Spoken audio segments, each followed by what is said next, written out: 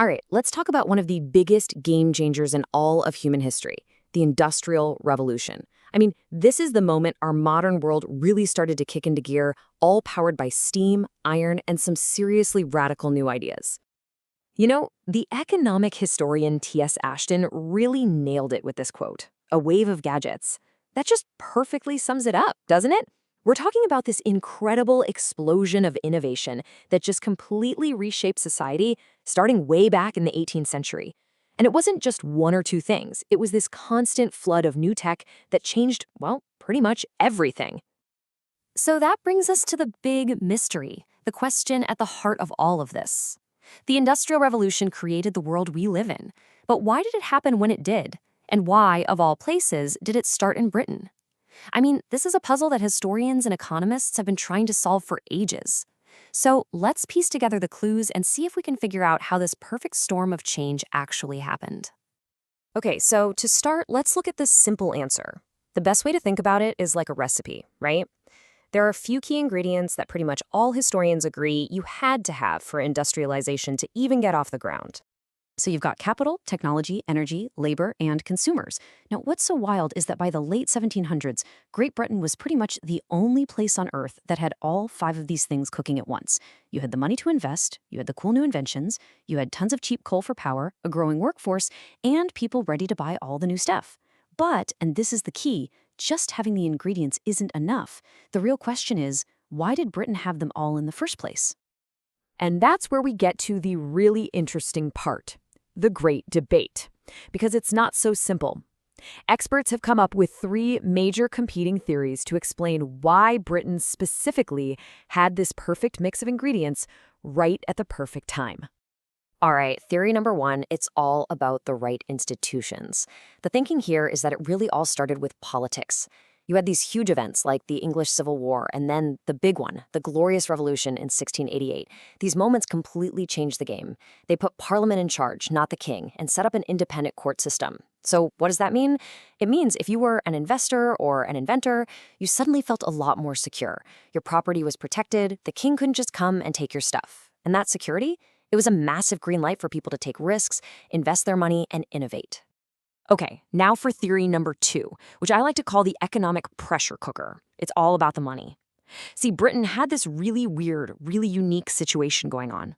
On one hand, workers' wages were super high, way higher than in the rest of Europe. But on the other hand, energy from coal was dirt cheap. I mean, just look at the difference between London and Paris. So if you're a business owner, what do? You've got this powerful incentive to figure out how to replace your expensive workers with cheap energy. And bam! That's the spark for inventing all those machines, like the steam engine, that do exactly that. Then we have theory number three. This one argues it wasn't just about laws or prices. It was something deeper, something in the culture itself, a kind of unique social fabric that was just primed for progress. This French observer, Charles Dupont, he noticed it back in 1825. He talked about the probity of the British people, which is really just a fancy word for honesty and integrity. The idea is that Britain had this culture built on trust and reputation. A person's word was their bond. Their standing as a gentleman was everything. Now think about what that does for business. It makes everything easier, cheaper. You trust people to hold up their end of the deal. So you mix that culture of trust with a huge population of really skilled craftspeople and all the new ideas buzzing around from the Enlightenment, and you've got the perfect breeding ground for collaboration and world-changing innovation. Okay, so we've talked about the why, but this revolution wasn't just about how it started. It's about what happened next. And this is really a story of two extremes. Incredible, mind-blowing progress on one side and just immense human pain on the other. And when I say progress, the economic explosion was just staggering. Seriously, Britain literally became the workshop of the world. By the 1850s, it was pumping out 65% of all the world's coal. 65%. Not to mention about half of all the cotton and iron. This created wealth on a scale nobody had ever seen before and made Britain a global superpower. But, and this is the painful part, all that progress was built on the backs of ordinary people. This quote from Parliament says it all. The new factories were just brutal. We're talking millions of people, even little kids, working insane hours in incredibly dangerous places for wages that could barely keep them alive. The cities just exploded in size, with no clean water or sewers, so disease was everywhere. It was a really, really tough time for the working class. So you'd think the government would step in, right? Well, as you can see from this timeline, change was painfully slow. The very first Factory Act in 1802 was, well, it was a start, but it was incredibly weak. It took decades of fighting by activists, by the first unions, by reformers, just to get some basic protections. Things like the 10-Hour Act in 1847 were huge victories, but man, it was a long, hard-fought battle. So why are we talking about all this? Why does it matter to you right now? Well, because the Industrial Revolution isn't just some dusty old history lesson. It casts this massive, long shadow that we are all still living in today. Think about it. The way our whole global economy works, it was born in those factories.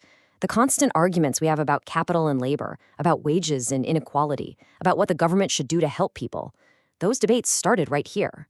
The creation of unions, new political parties, the whole idea of a welfare state, it all has its roots in this period. It literally set the stage for our modern world. Which brings us to one last big thought to leave you with. Right now, our world is being turned upside down all over again by technology, right? By AI and automation. So the question is, as we go through our own technological revolution, have we actually learned the lessons from the first one? Understanding that story, the good, the bad, and the very, very slow response, it might just be the most important thing we can do to navigate our future.